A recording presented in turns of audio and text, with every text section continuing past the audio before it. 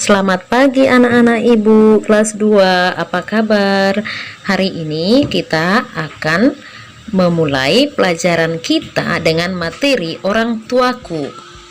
Sebelum kita memulai pelajaran kita, mari kita berdoa dalam nama Bapa dan Putra dan Roh Kudus. Amin.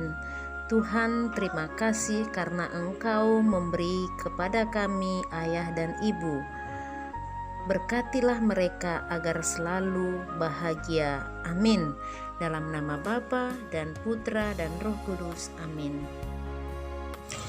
Orang tua kita di rumah yaitu ayah dan ibu. Sedangkan orang tua kita di sekolah adalah guru. Nah, orang tua tentunya sangat menyayangi kita, anak-anaknya.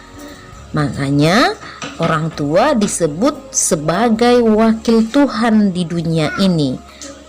Kalau orang tua kita menegur kita ataupun guru kita, itu artinya Tuhanlah yang menegur kita.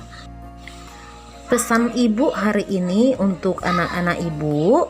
Anak-anak ibu kelas 2 harus menjadi anak yang baik, tidak boleh melawan orang tuanya. Ya, tidak boleh melawan orang tua.